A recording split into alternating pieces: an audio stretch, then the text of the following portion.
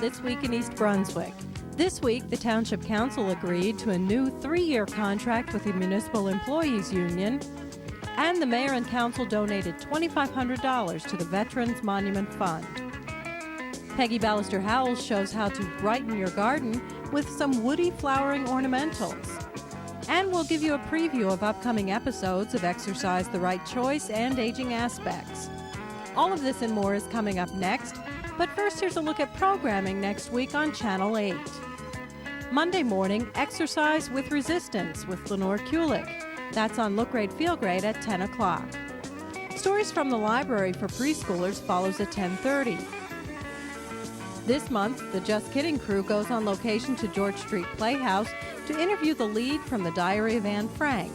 They also stop in at Magnifico's ice cream stand and hear from the Snake Man. Watch Tuesday night at 7. Tuesday night's lineup also includes You and Your Money with Paul Hansen at 7:30. Paul and his guests Peter Carone and Alex Natalini discuss mortgage alternatives in a low-interest environment.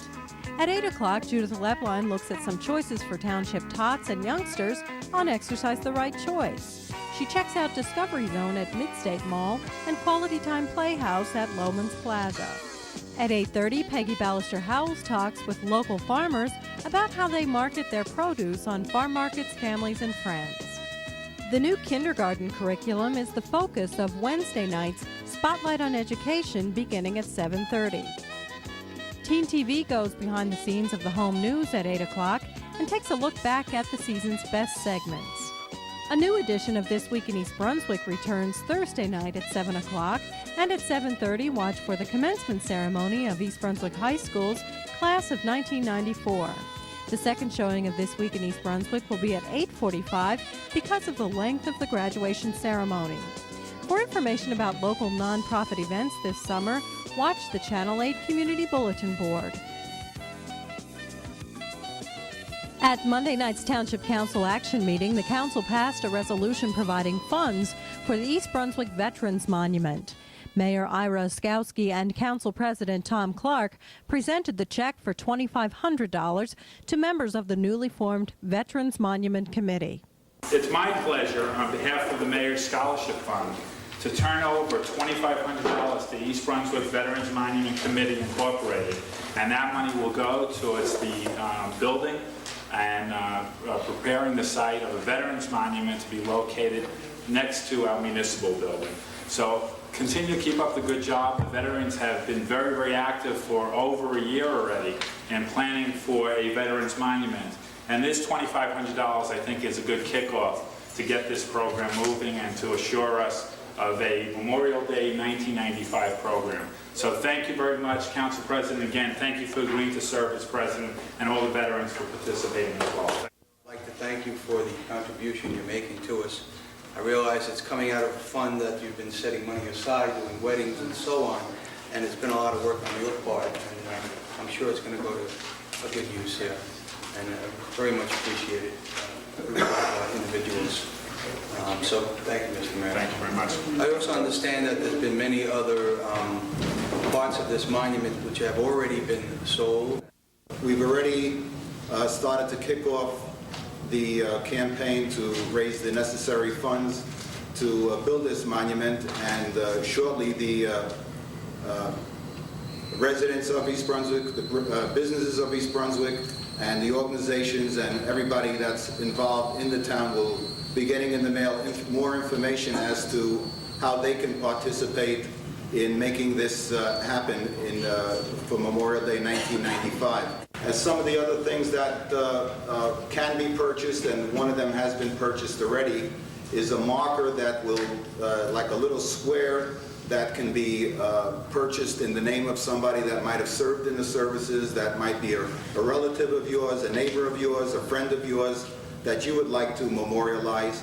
And this past year, one of the members of AMVETS Post 34 passed away, and one of those markers, which cost $300, was purchased in his name.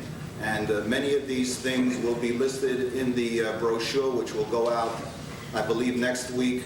And we hope that those people in the township really get as excited as we are to make this a tremendous happening, because we feel that once this monument is completed, it will be something that the community will be very proud of. Thank you. For more information about the Veterans Monument Fund, contact the Mayor's office at 390-6810.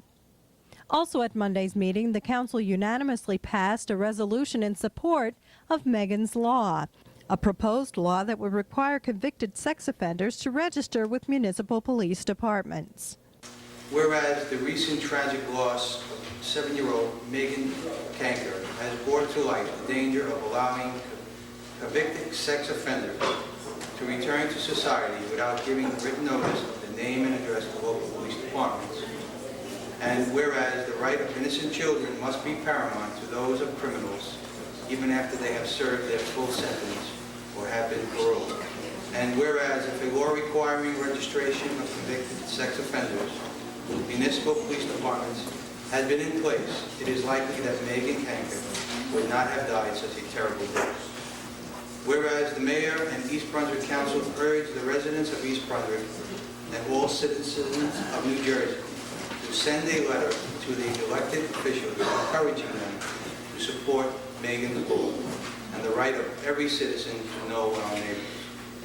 Now therefore be it resolved by the Mayor and East Brunswick Township Council that it hereby directs Elizabeth H. Kiss, East Brunswick Township Clerk, to send certified copies of this resolution to the following state and federal representatives serving East Brunswick residents: U.S. Representative Richard A. Zimmer, U.S. Senator Bill Bradley, U.S. Senator Frank Lautenberg, Governor Christine Todd Whitman, New Jersey Senator Jack Sinagra, New Jersey Assemblyman Jeff Warsh, New Jersey Assemblywoman Joanna Gregory Scobie, and the Attorney General Deborah T. Portman. It is further resolved that the Mayor and East Brunswick Township Council hereby urges the foregoing state and federal representatives of the citizens of East Brunswick to cause a law to be enacted known as Megan's Law, requiring all convicted sexual offenders to be registered with the police department located in the municipality in which they reside. It is further resolved that Civic Center Drive shall be renamed Megan's Law Drive to express to all residents the Mayor and East Brunswick Township Council support for this legislation and to bring awareness to people of the importance of their support for Megan's Law. In the reports portion of the agenda, Mayor Ira Oskowski informed the council that many East Brunswick residents bordering Spotswood have voiced support of a resolution passed last year by the council that will change their mailing addresses from Spotswood to East Brunswick. Township Administrator Ray Stone also prepared a report for the council. On Tuesday of last week, Landscape Maintenance Service set up its construction trailer at the East Brunswick Baseball Managers Fields, and they began construction the following day. That's moving along well. Just a reminder that Saturday, August 20th at 12:30 a.m. is still a scheduled time for the ribbon cutting ceremony at Great Oak Park. Contractors are finishing up the grading work that needs to be done. The playground equipment and benches have been installed, and hydro seeding was done last week, and hopefully with some good weather and some watering, we'll have something else grow there. Tice's Lane work began this week on the, actually last week, on widening of Tice's Lane, which entails adding an additional lane on the west side of Tice's from Route 18 down to Renee Road. This week we'll have a contractor in our building here who will be installing the fire and panic alarm system that we've been attempting to do for a number of years. Cosman Street work began last Thursday. I see from my quick drive-by today that the curbing is moving along very nicely, and we should be scheduling a ribbon cutting for that project probably in another week. We'll let you all know, of course, well in advance of that date. The Public Works Building, if you have occasion to get down past the Public Works Building, you'll see that we're paving the entire yard, and that's done with money that was left over from the capital project that was funded to remove the underground storage tanks. On your agenda tonight, you will have the MEA contract, which I'm pleased to present to you and recommend to you. I'd also like to publicly compliment and thank the members of the MEA who worked with us to arrive at what I think is a mutually satisfactory and fair contract for both sides. And lastly, you have on your agenda item number 7, C Resolution 10121, our request for approval of the contract to install the elevator, repair the retaining wall outside of our building, and do a number of other things related to ADA compliance. In other council news, the council approved the Municipal Employees Union contract, which includes a 12.25% pay hike over the next 3 years.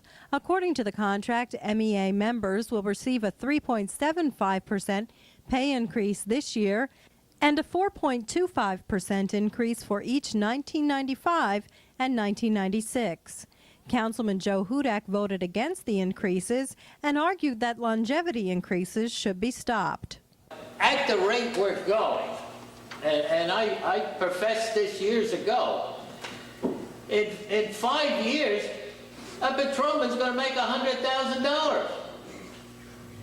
I mean, that shows you how out of whack we're getting. And I don't know how you can go out and resolve. You certainly don't, the municipal employees, with the cost of living going up or something, but even at 3%. In some years, we talked about 4.5%. Sure, it's hard. Their overhead goes up. They have to ask for more money. But when is a cap on a certain job? There should be caps. The problem is, there is caps. The caps are the ranges. When you reach the high level of your range, you're capped. That's why some individuals that we've been talking about for several years about your concern of reaching $100,000 have not reached $100,000 because they're stuck within their range. That's going to continue. We are going to continue to manage based on ranges, and it will stay within that cap under that range. But I will say that the 3.75% that the MEA will be receiving this year, and the 3.75 that the PBA is receiving, and the 3.5 that the SOA is receiving, is not far above COLA.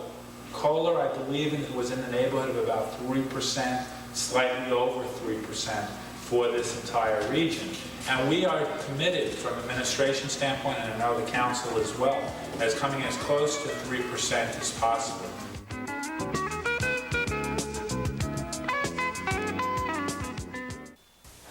And here comes Chris Hill, 4'6" out of Jefferson Elementary, a confident young man with a great stride. But, uh-oh, he might be in trouble now. Hey, Chris. Want to get high? No way, man. That stuff's for losers. Oh, what a move! Chris Hill never hesitates, just blows past that guy. Bob? You're right, Mike. Look, Chris is known for his great head shake. Then he shifts his weight to the right foot, finds a hole, and zip, he's out of there. Spectacular, just spectacular. This kid's got a bright future. My name is Erwin Steinlight, and I am a resident of East Brunswick for 17 years. I am a Vietnam veteran who served in Vietnam from June 1966 to July 1967. I really appreciate the effort the veterans groups, the township staff, and the East Brunswick politicians are doing to plan together a long overdue monument for our town. This memorial will pay tribute to the men and women who served our country both wartime and peacetime. It will feature our American flag waving with 6 branches: Army, Navy, Marines, Air Force, Coast Guard, and Merchant Marines. It will feature much more, and all this will be in a special park setting so all our residents can visit and reflect. Vets have sacrificed to give us freedom and peace. It's very important that you help generously. Your support will be greatly appreciated, and when you pass by this, you'll feel good that you helped make this happen. It will be a place that will be visited and revisited for years. This monument will be dedicated on Memorial Day, 1995. Thank you very much. Celebrating and exploring New Jersey's past, its people, and promise. This is the Middlesex County Cultural and Heritage Commission. Sharing cultural diversity, or new pathways in music, dance, literature, folk and visual arts.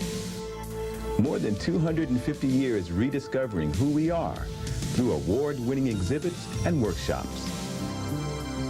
Ethnic traditions preserve our way of life, from the harmonies of South America to the expressions of native people, encouraging the promise of our future and opening the doors of artistic expression to enrich all our lives.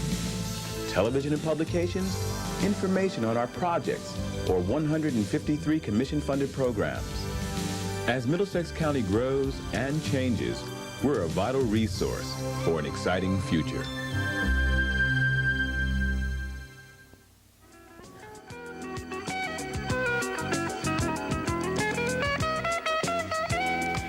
I'm Peggy Ballister-Howells, and we're here at Blooming Acres in the shade, as you can see by this pretty little impatiens that just loves the shade. But I'm going to show you something else that grows in the shade, as well as a few other flowering ornamentals that may make gardening a little bit easier. It's kind of fun to be able to have woody ornamentals and perennials that come back every year so that it's not constantly and only replanting of annual flowers to give you summer color. I have a couple of unusual things that I think you'll enjoy seeing. The first one that I want to show you is this oak leaf hydrangea. And if you look at the leaves, they really very much look like oak leaves rather than your more typical hydrangea leaf. Now look at the flowers. These are already aging. When they first open up, they're pure white and they last a very long time and then turn into this lovely shade of kind of a rosy pink. You can see some of the flowers are beginning to die, but they even stay on and remain attractive in this very advanced stage. Another interesting aspect of this plant is that the leaves in autumn turn a lovely shade of very deep red. So it has interest for many seasons and an extended period of bloom. Now there's a couple others I want to show you. The next is the Rose of Sharon.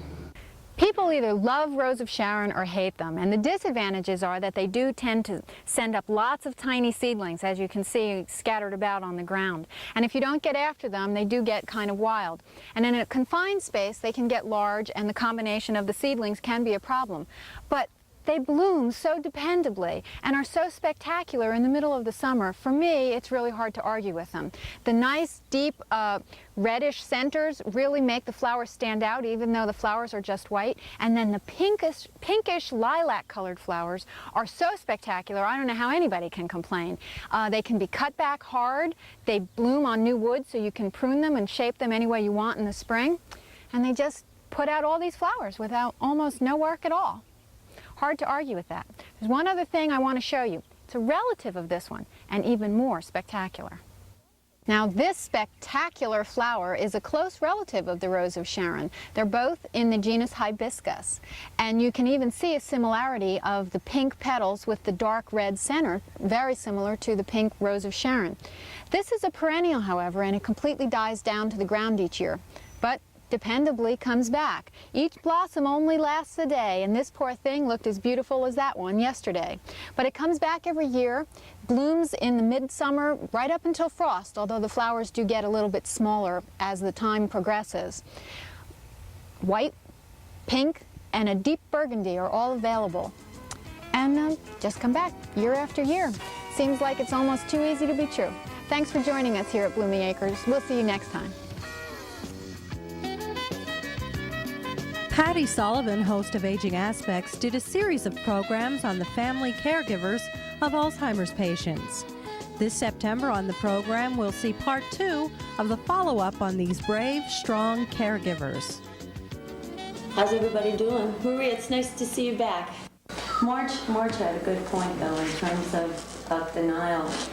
And you reaffirmed that at every stage of this illness, a lot of people would still rather believe it's something else other than what it is, and that maybe if this happens, things will improve. And it's very sad, and it's very difficult to convey to people it's just a progression of the illness. They don't have control over it, because nobody wants to accept it. But I think when it started out, in fact, I found out later, none of my friends ever mentioned it to me. Charlie, was having problems before he was diagnosed. And of course, I was blaming it on tensions of the new job and the shift work and stuff. And my friends all had decided that it was Alzheimer's. But of course, even when they diagnosed it, I kept saying, no. He just stopped listening to me. No matter what I tell him, he's not listening to me, and I would tell him in so many words. And well, didn't you threaten him into the doctor's office when you were going to leave him if he didn't? I threatened him with divorce, yeah. We're 32 years married, and I threatened him with divorce. And, but he did go to the doctors and was diagnosed. But I think Rita hit it on the head, is that the anger that we feel and the frustration, and my very first meeting, and I think Connie said it, she said, I sometimes, and here, the man I loved and still do, and it was like it's going to that terrible time that, you'd almost think, oh God, you almost come to the point of hate, or, almost wishing he was dead. That's a terrible thing, but when I came to this meeting and I had such guilt inside of me, and I heard someone else say it, I said, gee, I'm not so bad after all. It's not just me, And then I think I learned to, it was more part of the disease rather than my, denying it. And on Exercise the Right Choice this month, Judith Ledline travels to the Quality Time Playhouse and the Discovery Zone, both in East Brunswick, to see what kinds of indoor play areas are available in town. This program runs next week on Channel 8. Michael, where did the idea for Quality Time Playhouse come about? Well, I have 2 young children myself. One is, my daughter is 7 actually, and my son is 4. And we just went through this series of times where every Saturday and Sunday and every weekend we'd say, where are we going with the kids? What are we doing? Where are we going? And we found a lot of our friends had the same problems that they were up against. And it seemed that the visit to the local toy store was the outing, and an expensive one at that, considering that once they get into a big, huge toy store, by the time they come out with their purchases, it's $40 later, and you really haven't done any real activity with the kids. And it just seemed there was no place to go. There were some children's museums, none really in Jersey, some quite far away to go to, some hands-on museums, so that's part of our idea. And then there are some play centers with the tunnels, the slides, the climbing, that physical aspect. We really want to combine both here and have them in Quality Time, so it's just to enforce the kids' imaginary play. Well, you've done that quite successfully, and what I'm really impressed with is the theming. What brought about the theming here? We're in the middle of a giant tropical sandbox. Well, it took about 8 months of planning and research and development. We really didn't want to throw together a bunch of different hands-on activities for the kids without all tying it together with a theme. And we just felt that this theme of being tropical and upbeat was really just sort of a positive environment for the parents as well as the children, rather than things just strewn all over. And that's what makes it exciting and, a comfortable place to be in. Well, what age group are you reaching for here at Quality Time? I would say any child 7 and under would enjoy the Playhouse. Discovery Zone is a very family-oriented fun center. We were founded in 1989 by 2 fitness experts. And the reason that Discovery Zone evolved into what it is today is because American children are so unfit. Discovery Zone has made an attempt to get children out of the house, to get parents out of the house, and provide some fun family entertainment for them in a very safe, secure environment. It's weatherproof, it's very affordable, so virtually all American families should be able to enjoy Discovery Zone. And we don't have video games. It's not about children being couch potatoes, if you will. It's about children being out, exercising, and parents being involved with them. Parents are able to climb through and play with their children throughout our zone, in the mini zone, in the mega zone, and more times than not, you'll see parents interacting with their children, and it does become a family activity, which is why it was founded and which is what we're all about and what we like to encourage. Where did it start? Where was the first Discovery Zone? The first Discovery Zone was in Kansas City, Missouri. Not Kansas City, Kansas. It was in Kansas City, Missouri. Back in 1989, as I said, it was founded by 2 fitness experts. And somewhat new to New Jersey? Somewhat new to the Northeast region. We've been here in the Northeast since last February, since February of 1993. This Discovery Zone opened in December 31st of 1993. That's all for now. Thanks for watching.